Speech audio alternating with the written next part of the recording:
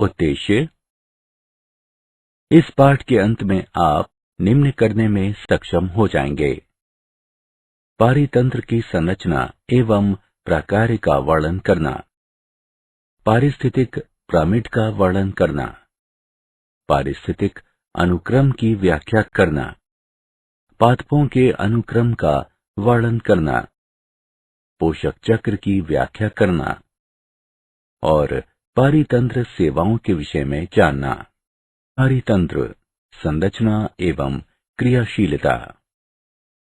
पारितंत्र में किसी क्षेत्र के समस्त जैव व अजैव घटक तथा उनकी अन्योन्य क्रियाएं सम्मिलित होती हैं। प्रत्येक पारितंत्र में जीवों का विन्यास एक या अधिक परतें या स्तर बनाता है। प्रत्येक में विशिष्ट प्रकार की प्रजातियों की समष्टियां होती हैं, जो स्तर विन्यास कहलाता है। स्तर विन्यास जल के बड़े निकायों जैसे कि झीलों एवं महासागरों में भी पाया जाता है। इनमें स्तरों का विभेदन प्रकाश की प्रवेश्यता, तापक्रम, खुली ऑक्सीजन की मात्रा इत्यादि के द्वारा होता है। किसी पारितंत्र के मुख्य प्रकार निम्न हैं: उत्पादकता, अपघटन, ऊर्जा प्रवाह, पोषण चक्र। उत्पादकता। प्राथमिक उत्पादकता वह दर है जिस पर ऊर्जा को प्रकाश संश्लेषक तथा रसायन संश्लेषी स्वपोषियों द्वारा कार्बनिक पदार्थों में परिवर्तित किया जाता है। इसे भार प्रति ग्राम वर्ग या ऊर्जा किलो कैलोरी प्रति मीटर वर्ग के रूप में व्यक्त किया जाता है। जैव मात्रा के उत्पादन की दर उत्पादकता कहलाती है। इसे प्रति ग्राम वर्ग प्रति वर्ष के रूप में परिभाषित किया जाता है। उत्पादकता को सकल प्राथमिक उत्पादकता यानी जीपीपी तथा नेट प्राथमिक उत्पादकता यानी एनपीपी में विभाजित किया जा सकता है। किसी क्षेत्र या निकाय में उत्पादकता की कुल मात्रा सकल प्राथमिक उत्पादकता कहलाती है।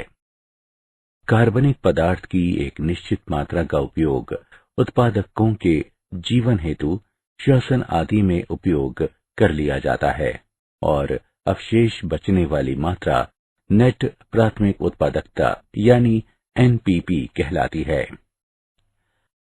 उदाहरण के लिए, पादप द्वारा उत्पादित जीपीपी की एक निश्चित मात्रा इसके अपने श्वसन हेतु उपयोग कर ली जाती है।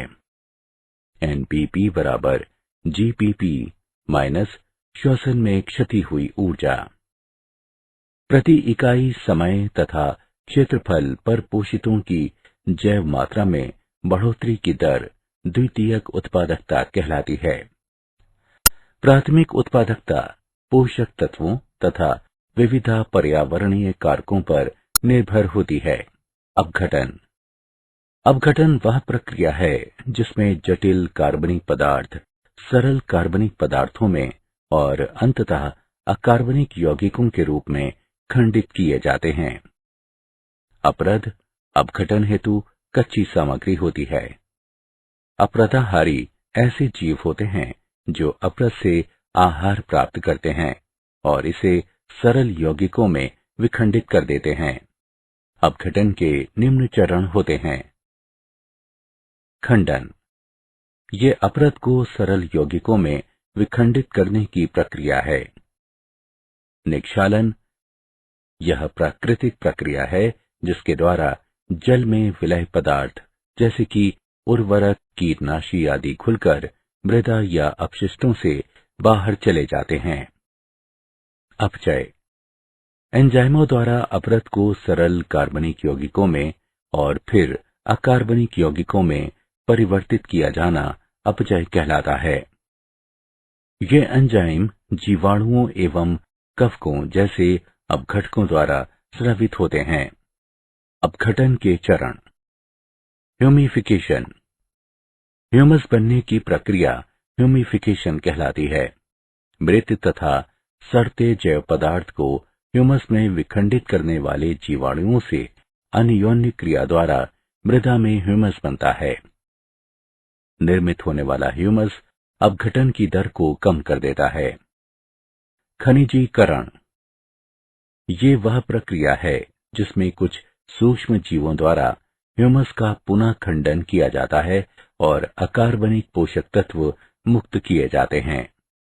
ऊर्जा प्रवाह उत्पादक सामान्यतः पर्णहरित धारक स्वपोषित जीव होते हैं जो सूर्य के प्रकाश की सहायता से प्रकाश संश्लेषण क्रिया के द्वारा अकार्बनिक कच्ची सामग्रियों से कार्बनिक यौगिक बनाते हैं। हरित पादप पारितंत्र में उत्पादक माने जाते हैं। उपभोक्ता ऐसे जीव होते हैं जो अन्य सजीवों से पोषक तत्व या भोजन प्राप्त करते हैं। ये परपोषित होते हैं। चित्र में प्रदर्शित समस्त जंतु उपभोक्ताओं की श्रेणी में आते हैं। उपभोक्ता दो प्रकार के होते हैं, शाकाहारी और मांसभक्षी। शाकाहारी शाकाहारी शाकाहारी पादपों से सीधे अपना आहार प्राप्त करते हैं। ये प्राथमिक उपभोक्ता भी कहलाते हैं। उदाहरण के लिए शलभ, हिरन इत्यादि स्थलीय पारितंत्र के कुछ शाकाहारी हैं। प्रोटोजोआ, मृदु कवची, क्रस्टेशियन इत्यादि कुछ जलीय पारितंत्र के शाकाहारी हैं। मांसाहारी मांसभक्षी मांसभक्षी ऐसे जंतु होते हैं जो अन्य जंतुओं का आहार या शिकार करते हैं। शाकाहारियों से आहार प्राप्त करने वाले मांसभक्षी प्राथमिक मांसभक्षी या द्वितीयक उपभोक्ता कहलाते हैं, जैसे कि मेंढक, पक्षी, लोमड़ी, बिल्ली इत्यादि। जो जंतु प्राथमिक मांसभक्षियों से आहार प्राप्त करते हैं वे द्वितीयक मांसभक्षी या तृतीयक उपभोक्ता कहलाते हैं, जैसे कि उल्लू, मोर, चीता, शेर इत्यादि। द्वितीयक उपभोक्ताओं का कुछ बड़े मांसभक्षियों द्वारा शिकार कर लिया जाता है। ये तृतीयक उपभोक्ता कहलाते हैं। बड़े मांसभक्षी जैसे कि शेर, चीता इत्यादि जिनका शिकार नहीं किया जा सकता, वे खाद्य श्रृंखला में शीर्ष स्थान धारण करते हैं और शीर्ष मांसभक्षी कहलाते हैं। पादपों एवं जंतुओं दोनों का उपभोग करने में सक्षम जंतु सर्वाहारी कहलाते हैं, जैसे कि मनुष्य। अपमार्जक मृतोपजीवी सूक्ष्म जीव जैसे कि जीवाणु और कवक इत्यादि होते हैं, जो उत्पादकों तथा उपभोक्ताओं के मृत शरीरों व उनके कार्बनिक अपशिष्टों से अपना भोजन प्राप्त करते हैं। अपमार्जकों को प्रायः उनके छोटे आकार के कारण सूक्ष्म उपभोक्ता भी कहा जाता है। स्रोत से पादपों में ऊर्जा का स्थानांतरण, जो सजीवों की एक श्रृंखला के माध्यम से आहार लेने और आहार बन जाने की प्रक्रिया द्वारा होता है, वह खाद्य श्रृंखला कहलाता है। चारण खाद्य श्रृंखला सदैव हरित पादपों से आरंभ होकर तृतीयक उपभोक्ता स्तर तक जाती है और हरित पादप सौर ऊर्जा को अवशोषित करने वाले पहले सजीव होते हैं, जबकि अप्रद खाद्य श्रृंखला अप्रदहारियों से आरंभ होती है। इस खाद्य श्रृंखला में जीवाणु और कवक प्रथम होते हैं। किसी पारिस्थितिक समुदाय में खाद्य श्रृंखलाओं का अन्योन्य संबंध खाद्य जाल कहलाता है। ऊर्जा प्रवाह पोषी स्तर खाद्य श्रृंखला में अपने आहार संबंधों के अनुसार जीव एक स्थान ग्रहण करते हैं, जो उनका पोषी स्तर कहलाता है। सूर्य तथा पोषक तत्वों से ऊर्जा उत्पन्न करने वाले पादप प्रथम पोषी स्तर पर होते हैं। इसके पश्चात पादप खाने वाले शाकाहारी द्वितीय पोषी स्तर पर आते हैं। तीसरे स्तर पर प्राथमिक मांसभक्षी आते हैं, क्योंकि वे शाकाहारियों को खाते हैं। चौथे स्तर पर द्वितीयक मांसभक्षी आते हैं, क्योंकि वे प्राथमिक मांसभक्षियों को खाते हैं। विभिन्न पोषी स्तरों में किसी दिए गए समय पर उपस्थित सजीव सामग्री की मात्रा स्थित शस्य कहलाती है। उत्तरवर्ती पोषी स्तरों के साथ ऊर्जा प्रवाह की मात्रा घटती जाती है। उत्पादक सूर्य की ऊर्जा का केवल एक छोटा सा अंश आबद्ध करते हैं और शेष अप्रयुक्त ऊर्जा प्रायः ऊष्मा के रूप में विसरित हो जाती है। उत्पादकों के सकल उत्पादन या सकल प्राथमिक उत्पादन यानी जीपीपी में आबद्ध ऊर्जा का भाग उनकी स्थित शस्य श्वसन के रखरखाव के लिए और शाकाहारियों को भोजन उपलब्ध कराने के लिए किया जाता है। अप्रयुक्त नेट प्राथमिक उत्पादन एनपीपी अंततः अपरद में परिवर्तित हो जाता है, जो अपमार्जकों के लिए ऊर्जा स्रोत का कार्य करता है। शाकाहारी मांसाहारियों को ऊर्जा प्रदान करते हैं और अप्रयुक्त ऊर्जा अपमार्जकों को प्रेषित हो जाती है। पारिस्थितिक पिरामिड सूची स्तंभ। पोषी संरचना को पारिस्थितिक पिरामिड के रूप में ग्राफीय तरीके से दिखाया जा सकता है। 3 प्रकार के पारिस्थितिक पिरामिड होते हैं। ये निम्न हैं: संख्या का पिरामिड, जैव मात्रा का पिरामिड और ऊर्जा का पिरामिड। संख्या का पिरामिड ये क्रमिक पोषी स्तरों पर संख्याओं के क्रम में उत्पादकों, शाकाहारियों और मांसभक्षियों के बीच संबंध प्रदर्शित करते हैं। निम्नतर से उच्चतर पोषी स्तरों तक जीवों की संख्या में क्रमिक घटोत्तरी होती जाती है। जैव मात्रा का पिरामिड। जैव मात्रा का पिरामिड ये प्रत्येक पोषी स्तर पर जैव मात्रा की सापेक्षिक मात्राएं दर्शाने वाला ग्राफीय निरूपण होता है। इसमें सजीवों को प्रत्येक आहार स्तर से एकत्रित किया, सुखाया जाता है और फिर भरमापन किया जाता है। ये शुष्क भार सजीवों में कार्बनिक पदार्थों की मात्रा दर्शाता है। जलीय पारितंत्र में जैव मात्रा का पिरामिड उल्टी आकृति वाला होता है, क्योंकि ये उच्चतर पोषी स्तर की ओर जैव मात्रा में तीव्र गिरावट प्रकट करता है। ऊर्जा का पिरामिड। ऊर्जा का पिरामिड। ऊर्जा पिरामिड कभी उल्टे नहीं होते। ये पिरामिड एक पोषी स्तर से ऊपर के पोषी स्तर में ऊर्जा का स्थानांतरण दर्शाते हैं और स्पष्ट रूप से इंगित करते हैं कि उच्चतर पोषी स्तरों के लिए उपलब्ध ऊर्जा की मात्रा निम्नतर स्तरों के लिए उपलब्ध ऊर्जा से उल्लेखनीय रूप से कम होती है। मूल्यांकन। आगे बढ़ने से पहले आइए जानें कि आपने कितना सीखा। सही विकल्प को उठाकर उसके संगत स्थान पर रखें।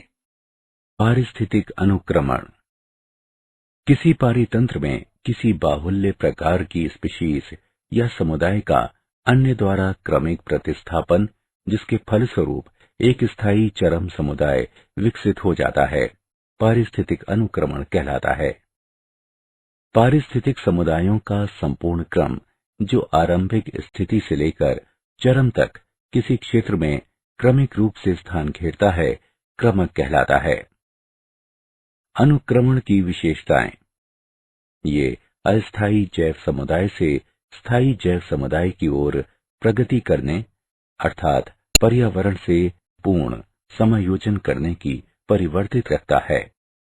इसके क्रमिक स्तर इतने नियमित व निर्देशित होते हैं कि पारिस्थितिकविद प्रायः भावी समुदायों के क्रम का पूर्व अनुमान कर सकते हैं।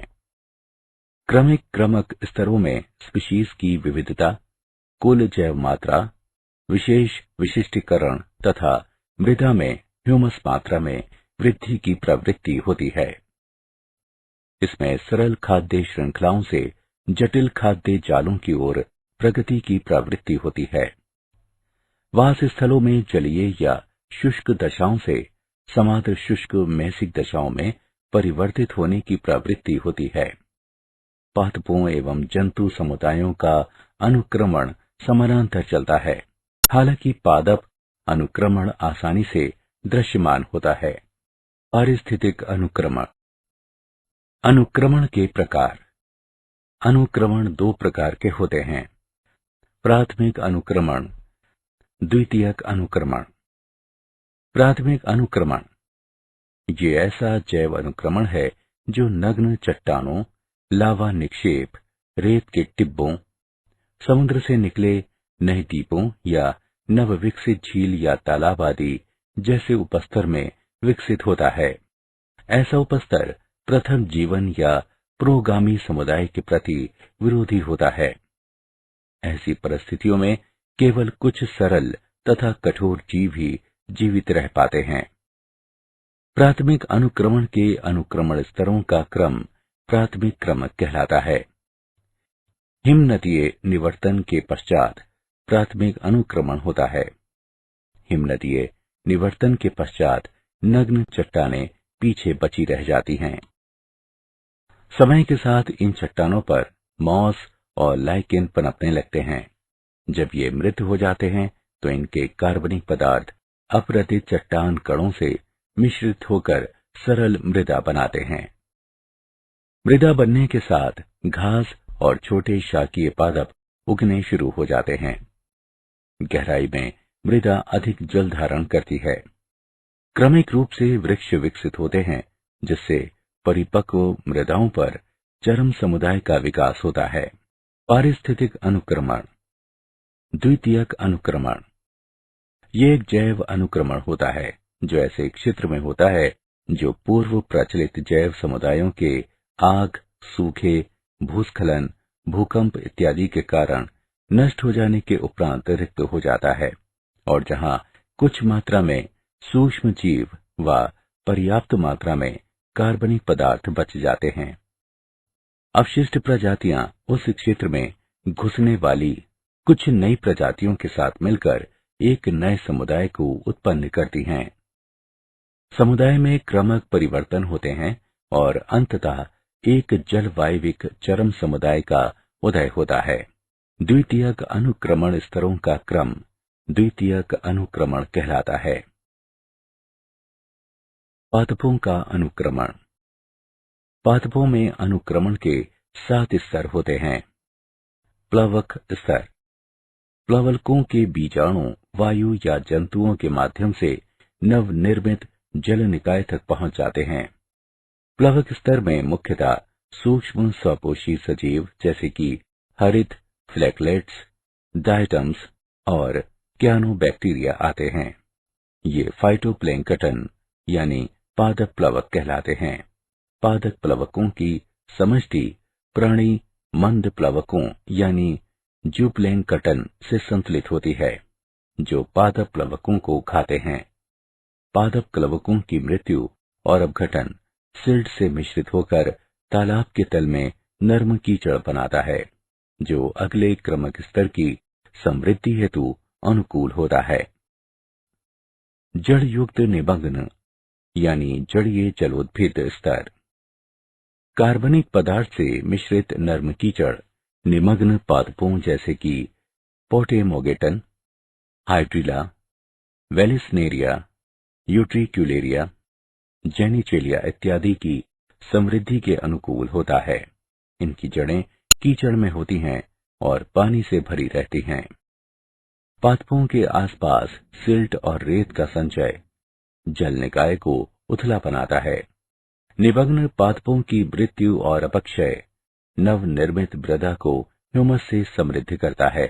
इससे यह क्षेत्र निमग्न पादपों के लिए कम उपयुक्त हो जाता है और अगले क्रमक स्तर के लिए अधिक उपयुक्त हो जाता है। प्लावी स्तर यानी प्रातृण। क्षेत्र में तैरते स्थिरक पादपों जैसे कि निम्फिया, नेलुम्बो इत्यादि की प्रजातियां घुस आती हैं। ये पादप जल को खनिज एवं कार्बनिक पदार्थों से समृद्ध कर देते हैं। कुछ मुक्त प्लावी प्रजातियां जैसे कि Azolla, Lemna, Wolffia, Pistia, Spirodela, Eichhornia इत्यादि भी यहाँ प्रकट हो जाती हैं। प्लावी स्तर की तीव्र समृद्धि होने से तल और मोटा होता है तथा परिधि पर जल उथला हो जाता है। नरकुल अनूप स्तर। जलथलीय पादप जैसे कि टाइफा, फ्रैगमेटिस, सेगिटेरिया, स्क्रिप्स इत्यादि क्षेत्र में प्लावी पादपों को प्रतिस्थापित कर देते हैं। ये पादप प्रचुर मात्रा में कार्बनिक पदार्थ उत्पन्न करते हैं तथा जल की विशाल मात्रा को छानते हैं। ये पादप तलछटीय सामग्री व ह्यूमस को संचित करते हुए तट निर्मित करते हैं। मूल्यांकन। आगे बढ़ने से पहले आइए देखें कि आपने कितना सीखा। निम्न का मिलान करें।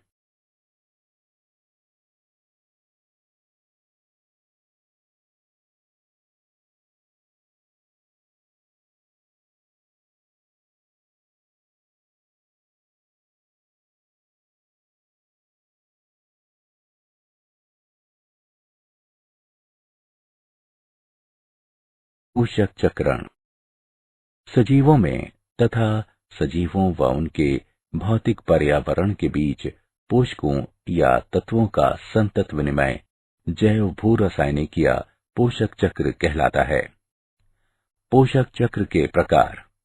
गैसीय और अवसादी। गैसीय पोषक चक्र के स्रोत वायुमंडल में उपस्थित हैं। कार्बन, नाइट्रोजन चक्र आदि गैसीय पोषक चक्र के उदाहरण हैं। अवसादी पोषक चक्र के स्रोत भूपटि में उपस्थित हैं। फास्फोरस, पोटेशियम चक्र आदि अवसादी पोषक चक्र के उदाहरण हैं। पारितंत्र कार्बन चक्र। सभी सजीव कार्बन से बने होते हैं। कार्बन महासागरों, वायु और चट्टानों में भी पाया जाता है। वायुमंडल में कार्बन, कार्बन डाइऑक्साइड गैस में ऑक्सीजन से जुड़ा रहता है। पादप कार्बन डाइऑक्साइड तथा सूर्य के प्रकाश का उपयोग करके अपना भोजन बनाते हैं और वृद्धि करते हैं। समय के साथ पादपों की मृत्यु हो जाती है और वे भूमि के अंदर दब जाते हैं, जो लाखों वर्षों का समय बीतने के साथ कार्बन से बने जीवाश्म ईंधनों जैसे कि कोयले और तेल में बदल जाते हैं। जब मनुष्य जीवाश्म ईंधन जलाते हैं तो अधिकांश कार्बन कार्बन डाइऑक्साइड के रूप में तीव्रता से वायुमंडल में प्रवेश कर जाता है।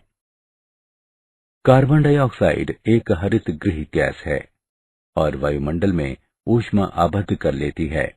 इसके तथा अन्य हरित गृह गैसों के बिना पृथ्वी एक जमा हुआ जगत बन जाएगी।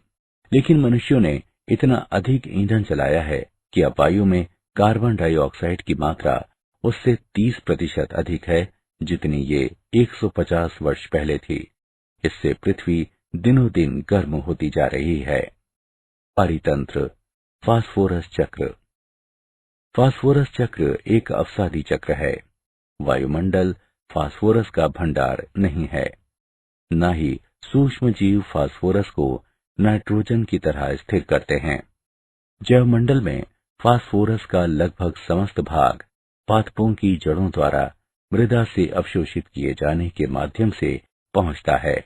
जब फास्फोरस खनिजों से युक्त चट्टानों का अपक्षय होता है तो मुख्यतः Ca5PO4 3OH घुल जाते हैं और सजीवों के उपयोग हेतु अकार्बनिक फास्फोरस का अपेक्षाकृत छोटा भंडार उपलब्ध हो जाता है। अधिकांश मृदाओं में पादपों द्वारा अवशोषित किए जाने वाले फास्फोरस का बड़ा भाग उन कार्बनिक अणुओं से आता है जिनका अपघटन होने से पादपों हेतु उपलब्ध अकार्बनिक रूपों में फास्फोरस मुक्त होता है। कार्बनिक आबद्ध पोषक तत्वों का पादप उपलब्ध रूपों में निर्मोचन खनिजीकरण कहलाता है। फास्फोरस का उपयोग सजीवों द्वारा ऊर्जा स्थानांतरण में न्यूक्लियिक अम्लों के एक घटक के रूप में तथा जैविक झिल्लियों के संरचनात्मक तत्व के रूप में किया जाता है। पारितंत्र सेवाएं। पारितंत्र निम्न सेवाएं प्रदान करता है। वायुमंडल के गैसीय संघटकों का रखरखाव करना, वनों एवं महासागरीय तंत्रों द्वारा जलवायु नियंत्रण, प्राकृतिक कीट नियंत्रण, मृदा का निर्माण एवं संरक्षण, जल का संरक्षण एवं शोधन, पोषक चक्रण इत्यादि। क्या आप जानते हैं 1935 में आर्थर ट्रांसले नामक अंग्रेज पारिस्थितिकविद ने पारितंत्र शब्द प्रस्तुत किया। कुछ पोषक तत्वों तथा धूप का प्रबंध करके उष्ण कटिबंधीय फलों वाले पौधों को घरों के अंदर उगाया जाना संभव है। पूरी पृथ्वी पर निर्वनीकरण जलवायु परिवर्तन का सबसे बड़ा कारण है। सारांश, आइए हमने जो कुछ सीखा है उसे संक्षेप में दोहराएं। पारितंत्र में किसी क्षेत्र के समस्त जैव व अजैव घटक तथा उनकी अन्योन्य क्रियाएं सम्मिलित होती हैं। जैव मात्रा के उत्पादन की दर उत्पादकता कहलाती है। कार्बनिक पदार्थ की एक निश्चित मात्रा का उपयोग उत्पादकों के जीवन हेतु श्वसन आदि में उपयोग कर लिया जाता है और अवशेष बचने वाली मात्रा नेट प्राथमिक उत्पादकता कहलाती है। एनपीपी बराबर जीपीपी माइनस श्वसन में क्षति हुई ऊर्जा।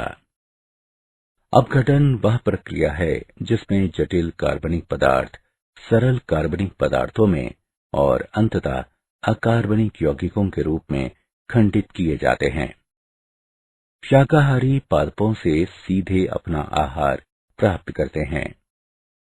मांसभक्षी ऐसे जंतु होते हैं जो अन्य जंतुओं का आहार या शिकार करते हैं। पादपों एवं जंतुओं दोनों का उपभोग करने में सक्षम जंतु सर्वाहारी कहलाते हैं, जैसे कि मनुष्य। स्रोत से पादपों में ऊर्जा का स्थानांतरण जो सजीवों की एक श्रृंखला के माध्यम से आहार लेने और आहार बन जाने की प्रक्रिया द्वारा होता है, वह खाद्य श्रृंखला कहलाता है। किसी पारिस्थितिक समुदाय में खाद्य श्रृंखलाओं का अन्योन्य संबंध खाद्य जाल कहलाता है। खाद्य श्रृंखला में अपने आहार संबंधों के अनुसार जीव एक स्थान से ग्रहण करते हैं जो उनका पोषी स्तर कहलाता है। पोषी संरचना को पारिस्थितिक पिरामिड के रूप में ग्राफीय तरीके से दिखाया जा सकता है। किसी पारितंत्र में किसी बाहुल्य प्रकार की स्पीशीज या समुदाय का अन्य द्वारा क्रमिक प्रतिस्थापन, जिसके फलस्वरूप एक स्थायी चरम समुदाय विकसित हो जाता है, पारिस्थितिक अनुक्रमण कहलाता है। पादपों में अनुक्रमण के 7 स्तर होते हैं: प्लवक स्तर, जड़युक्त निमग्न, जड़ीय जलोद्भिद स्तर, प्लावी प्रातरण स्तर, नरकुल अनूप स्तर, कच्छ शातवल स्तर और काष्ठभूमि स्तर। चरम वन कार्बन चक्र में वायुमंडल या जलमंडल भंडार होता है।